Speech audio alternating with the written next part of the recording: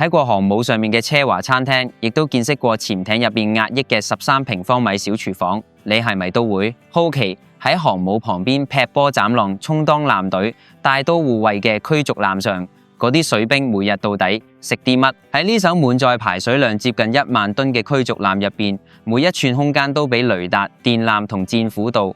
彈榨乾，而伙食預算更加被死死釘喺每人每日16美元。咁致命嘅疑問就嚟啦，喺連續6到9個月都見唔到陸地補給線，隨時都有可能被切斷嘅大洋中央，到底要點樣靠住呢16美元變出熱辣辣嘅法式麵包、新鮮蔬菜，甚至係戰斧牛扒同阿拉斯加雪蟹腳呢？今日就帶你登上美國驅逐艦，睇下呢艘鋼鐵巨獸最硬核嘅味覺心臟。喺我哋行入後廚之前，必須先同呢艘艦上嘅大管家補給官傾下。推開補給官嘅辦公室道門，你會見到成場 Excel 表格、全球航線圖同埋閃爍住複雜數據嘅食品服務管理 3.0 系統終端。你知唔知道我每日俾每個水兵準備伙食嘅預算有幾多？補給官伸出2隻手指，根據國防部基本伙食津貼標準，只有大約16到18美元，聽落簡直難以置信。喺紐約街頭，呢筆錢可能只夠買一個漢堡加一杯可樂。但喺呢度，補給官必須用呢16蚊為一名重體力勞動嘅水兵提供1日4餐，而且仲要保證佢哋週末有牛排食、感恩節有火雞食，甚至喺特殊日子仲食到阿拉斯加雪蟹腳。佢哋究竟點做到？答案就喺國防後勤局嘅全球期貨對沖同大宗統購。當你翻查佢哋嘅採購目錄時，你會發現美軍餐飲採購根本唔係買餸，而係做金融。國防後勤局部隊保障部會提早1至2年以國家信用做擔保，向全球主要供應商落海量訂單。佢哋鎖定咗中西部牧場牛肉價格，亦鎖定咗加州農場蔬菜期貨。當呢艘驅逐艦需要補給嘅時候，補給官只需要喺終端輸入代碼，嗰啲已經去骨、真空壓縮、貼上軍用條碼嘅肉類，就會以遠低過市場零售價嘅成本，喺全球各地海軍基地倉庫等緊裝船。補給官部電腦入邊有一套精密消耗模型，喺呢艘船上冇任何一塊生菜係隨便訂翻嚟。系統記錄咗呢艘艦過去3年每一次部署期間嘅飲食數據，例如系統知道機艙輪機兵喺穿越炎熱波斯灣時對高糖汽水同稱氮沙律需求會暴升40%，而喺寒冷北大西洋燉牛肉同高熱量芝士通粉嘅消耗量就會倍增。唔止咁，每日飯後廚師長都要匯報淨菜率。如果系統發現連續2個星期3烤肉高丟棄率超過15%，AI 就會自動介入，喺下一個訂貨週期削減肉餡採購量，改為增加更受歡迎嘅雞肉法吉塔原料。喺呢艘船上，每一張水兵嘅嘴都係一個即時反饋數據。終端繼續向下行，呢度就係全艦最凍亦都最核心嘅區域。位於水線以下嘅冷庫同乾貨倉，喺呢度你會見到驅逐艦上最古老亦最神秘嘅職位之一——塵埃 Jack。塵埃 Jack 呢個名源自18世紀英國皇家海軍，嗰陣時副管員每日喺麵粉倉搬物資，成身都沾滿白色麵粉，好似喺塵埃入邊工作咁。今時今日，眼前呢一位年輕下士，雖然着住乾淨深藍色作訓服，但依然掌握住全艦所有食物生殺大權。冇佢把鎖匙同條碼掃描器，就連艦長都唔可以喺呢度攞走一條香腸。打開厚重隔溫門，零下20度冷氣，瞬間令人打冷震。眼前景象相當震撼。為咗喺有限空間入邊塞入足夠全艦食60至90日嘅補給，海軍將空間利用發揮到極致，所有肉類全部冇骨，牛肉、豬扒都喺岸上經機。氣起骨，再用真空掃風機壓成完全工整嘅長方體，呢個就叫做方塊化儲存原型。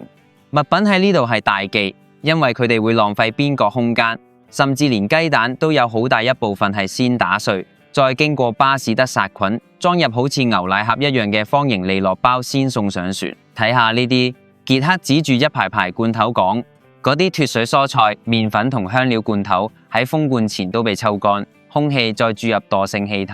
咁唔單止係為咗防止生蟲，更重要係延長保質期，令佢哋喺高溫高濕嘅海洋環境之中依然可以保存數年。喺乾貨倉入面，物資嘅擺放絕對唔係隨意，呢係一場關乎重力同船艦穩定性嘅精密計算。傑克拎出一份裝載圖紙，所有最重嘅物品，例如麵粉袋、糖罐、大桶食用油，都必須放喺最底層、最接近船體中心線嘅位置，用嚟降低艦艇重心。而輕巧物品就塞喺上層縫隙入邊，而且所有箱都被粗壯嘅防浪網同棘輪綁帶死固定。因為當呢艘接近萬噸嘅驅逐艦喺7級海況下出現30度劇烈環繞時候，一個飛出去嘅重型罐頭足以變成致命炮彈。依家返去廚房，時間已經係凌晨4點半，爐火已經點起，排氣扇發出巨大轟鳴聲。喺呢度掌勺嘅係美國海軍炊事兵，呢個係海軍入邊最辛苦、工作時間最長嘅兵種之一。炊事兵嘅工作表係違反人類生理時鐘嘅。佢哋實行輪班制，但只要爐頭開住，廚房就一定要有人。佢哋每日由朝早6點開始供應早餐，收拾完之後即刻開始準備11點午餐，下晝繼續碼筆，停題準備4點半晏晚餐。呢啲仲未算完，喺呢隻鋼鐵巨獸入邊，仲有一班被遺忘嘅人，嗰啲喺午夜0點到凌晨4點值中班嘅雷達兵、聲納兵同機艙輪機兵。為咗佢哋，士兵必須喺深夜11點30分準備第4餐。海軍俚語稱之為午夜口糧。午夜餐通常係用晚餐剩低嘅食材再加工，例如燒肉切片做成嘅三文治或者濃郁嘅雜碎湯。但係呢餐粗獷夜宵卻係嗰啲喺漆黑大海上邊頂住巨大壓力盯住雷達屏幕嘅水兵最期待嘅靈魂慰藉。喺驅逐艦上邊煮飯可唔容易，你試過喺過山車上邊切洋蔥未？呢大概就係驅逐艦喺惡劣海況下廚房嘅真實寫照。船身傾斜達到15度，人連企穩都好困難，但公餐唔可以停。炊事兵用雙腳死夾住固定喺甲板上嘅操作台，一隻手捉住防浪扶手，另一隻手仲喺度翻動煎鍋入邊嘅熱狗。呢種喺極端失重同超重交替狀態下產生嘅嚴重暈悶感，足以令普通人連胃酸都嘔埋出嚟。但佢哋必須忍受，並且保證幾百人嘅飯菜準時出爐。既然提到惡劣海況，就不得不展示一下呢間廚房入邊價值連城嘅硬件設備。呢度任何一口鍋都同陸地餐廳完全唔同。廚房正中央並排放住幾個巨大金屬方艙，呢個就係廚房靈魂——傾斜式煎鍋。佢容量驚人，可以一次過煎熟上百塊漢堡肉餅。佢側面有一個厚重機械手輪同複雜鎖定裝置。主廚話，平時佢可以平放用嚟煎烤，而當需要倒出入面50加侖熱湯嘅時候，轉動手輪，鍋體就會慢慢傾斜。最關鍵嘅係佢底座同艦船甲板死焊接埋一齊，無論外面海浪點樣將船體拋向半空，只要鎖定裝置啟動，鍋入面幾百度嘅熱油同滾燙湯汁都唔會灑出半滴。喺角落位置擺放住幾個巨大圓形不鏽鋼桶，呢啲就係海軍專用嘅蒸汽夾層鍋。你絕對估唔到佢嘅熱源嚟自邊度，佢唔係直接用電或者煤氣加熱，而係透過一套複雜管網直接接駁驅逐艦底部機艙。燃氣渦輪機推動戰艦前進時產生嘅高溫廢氣會被用嚟將水加熱成高壓輔助蒸汽，呢啲蒸汽再輸送去廚房，喺不鏽鋼桶夾層之中循環。呢種利用戰艦廢熱進行烹飪嘅效率極之驚人。一大鍋足以裝滿2個浴缸嘅冰冷海水，喺通入輔助蒸汽之後，不到20分鐘就會完全沸騰。呢個唔單止大幅節省艦上電力負載，更加體現出軍艦設計之中對能源利用嘅極致壓榨。當然，高溫烹飪再加上密閉空間，火災自然就成為戰艦最大敵人。因此，戰艦天花板裝滿密麻嘅噴頭。補給官同我講，呢啲唔係普通灑水器，而係高壓細水霧滅火系統。一旦灶台油鍋起火，系統會瞬間噴射出霧化程度極高嘅細微水粒。呢啲水霧唔單止可以快速吸收熱量，仲會瞬間膨脹成水蒸氣，隔絕氧氣，從而令火焰窒息，而且唔會好似傳統水柱咁令滾油四溂。可以最大程度保障人員安全同昂貴電子設備。單係艦艇內部嘅儲藏同烹飪就已經充滿咁多令人驚嘆嘅工程細節。但呢啲只係開始。當呢艘驅逐艦喺海上連續航行超過30日，冰庫入邊嘅鮮肉同生菜消耗殆盡時，真正極限挑戰先至會降臨。此時海平線盡頭，一座4萬噸級嘅移動山脈正破浪而嚟。嗰就係美國海軍供應級快速戰鬥支援艦。亦都係整個海軍後勤體系之中最驚心動魄嘅環節——海上補給。兩艘巨艦開始慢慢靠近，喺浩瀚海洋之上，150英尺距離短得令人窒息。戰艦同補給艦必須以完全相同航向，同大約12至15節嘅相同航速並排行駛。視線穿過飛濺浪花，可以清楚睇到補給艦甲板上戴住各式安全頭盔嘅作業人員。喺流體力學之中，呢係一場極之危險嘅華爾茲。當兩個巨大船體喺水中高速平移時，中間水流速度會急劇增加，壓力驟降，形成可怕嘅伯努利級負效應。呢就代表兩艘幾萬噸嘅鋼鐵巨獸，每一秒都被無形物理力量瘋狂拉向彼此。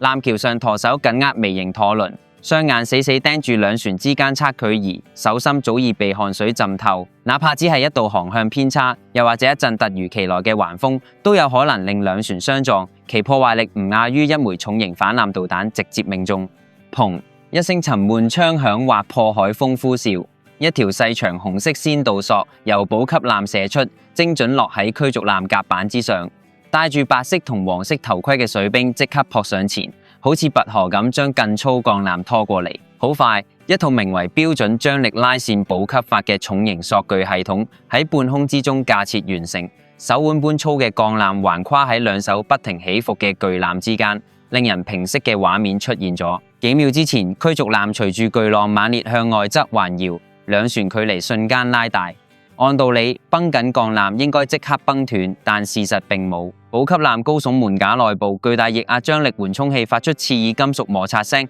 好似一條極具彈性嘅巨型彈簧，瞬間釋放出幾十米冗餘鋼纜，死死維持住艦繩張力。緊接住，滑輪組開始瘋狂轉動，掛住2噸重冷凍牛肉、新鮮洋蔥同成箱牛奶嘅補給托盤懸喺翻滾白浪上方，以極快速度滑向驅逐艦。物資一擲落驅逐艦接收甲板，刺耳警報聲即刻響起。喺攝氏30度高溫暴曬之下，凍肉保鮮時間係以分鐘計算。叉車發出低沉轟鳴，副管兵推住液壓托盤車喺甲板上狂奔。呢唔單止係搬運，更係一場對抗熱力學嘅戰爭。冷藏物資必須喺離開補給艦冷庫20分鐘之內，無縫接駁送入驅逐艦底層冰庫。呢就係絕對唔可以被打破嘅冷鏈防線。一旦肉類表面溫度上升超過臨界值，補給官會毫不猶豫將佢哋全部丟棄。喺密閉軍艦之上，一次集體食物中毒嘅殺傷力，甚至比敵方生化武器更加可怕。如果海況惡劣到連鋼艦都無法架設，達到7級大風天，視線高空之中仲會出現 MH-60S 海鷹直升機身影。喺震耳欲聾嘅旋翼轟鳴同足以將人吹飛嘅下洗氣流之中，直升機懸停喺後甲板上空，透過吊鈎將數噸重物資精準投落。呢種被稱為垂直補給嘅方式成本極高，通常只會用嚟運送最關鍵零件，或者一箱可以瞬間扭轉士氣嘅頂級神戶牛肉。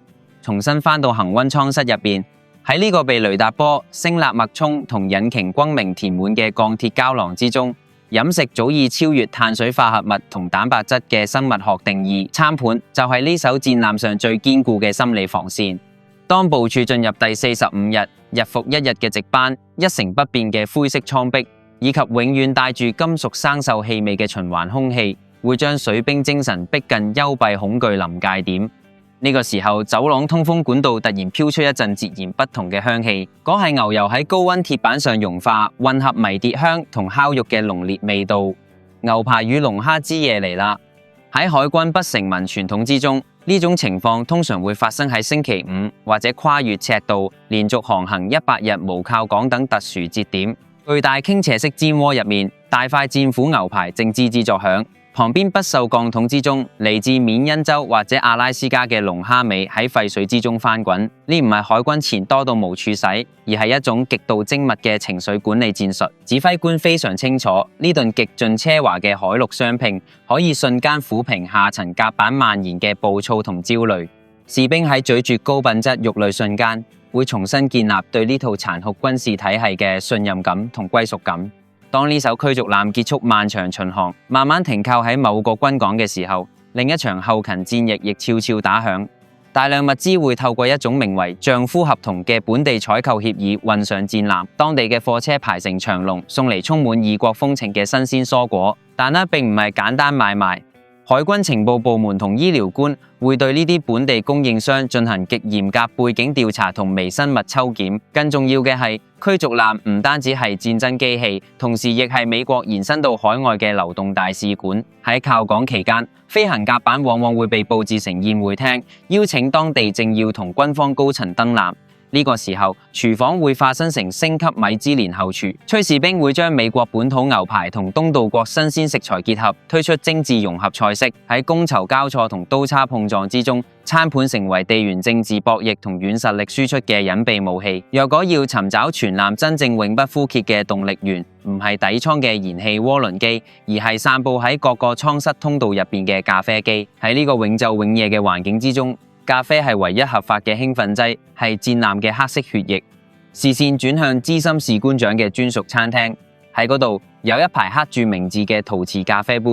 杯內壁覆蓋住厚厚一層，甚至有啲發亮嘅黑色積垢。喺古老嘅海軍迷信之中，資深水手嘅咖啡杯係絕對唔可以用水清洗嘅。呢層從來唔會剝落嘅咖啡垢，被視為喺驚濤駭浪之中累積落嚟嘅經驗同好運圖騰。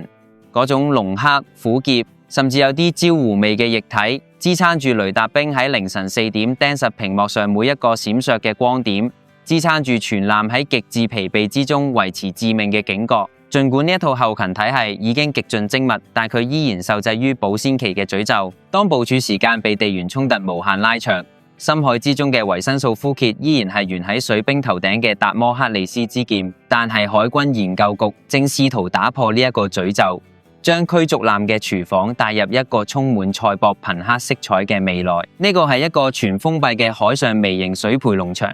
一排排垂直生長嘅架上，生菜、羅勒、薄荷同菠菜正喺營養液滋養之下瘋狂生長。傳感器即時監控住艙內嘅二氧化碳濃度、酸鹼度同濕度。喺完全冇泥土、冇自然光，甚至要承受戰艦劇烈顛簸嘅環境之下，呢啲植物完成咗光合作用。呢唔單止解決咗長期部署之中維生素 C 極度缺乏、牙坑出血嘅壞血病邊緣威脅，更提供咗一種極端嘅心理治癒。喺呢座由鋼鐵、電子戰同武器系統構成嘅冷酷叢林入邊，一抹生機勃勃嘅綠色，一片啱啱摘落嚟嘅新鮮薄荷葉，佢提升士氣嘅價值根本無法用金錢衡量。為咗徹底解決冷庫空間嘅局限，並且擺脫肉類骨骼同脂肪帶嚟嘅額外運輸重量，一種全新嘅供餐模式正喺實驗室之中成形。食物 3D 打印機，補給艦送嚟嘅唔再係需要極高冷鏈成本嘅凍牛肉，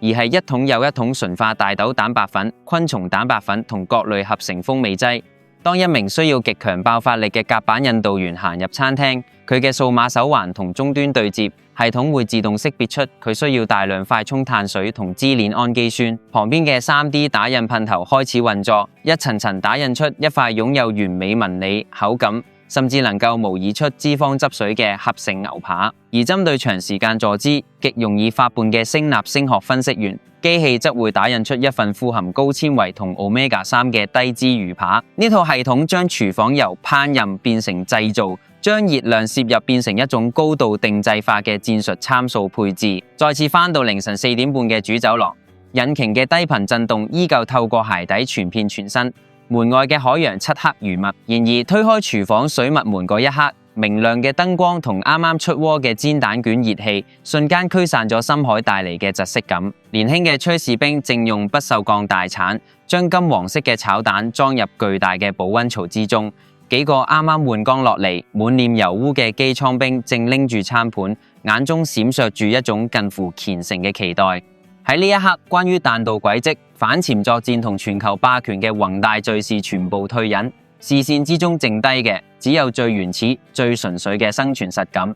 呢間永遠喺顛簸、永遠瀰漫住油煙味、24小時唔熄火嘅鋼鐵廚房，就係呢一艘萬噸戰艦真正嘅靈魂所在。只要爐火仲喺度燃燒，只要咖啡機入邊仲滴落住黑色液體，呢座漂浮喺怒海之上嘅堡壘，就永遠唔會係一座冰冷嘅鐵棺材，而係一個擁有溫度嘅文明孤島。同前幾期嘅航母、潛艇伙食相比，你覺得驅逐艦嘅伙食點樣呢？仲有咩想睇嘅內容？歡迎喺評論區話俾我知。若你鍾意我嘅影片內容，歡迎點讚訂閱。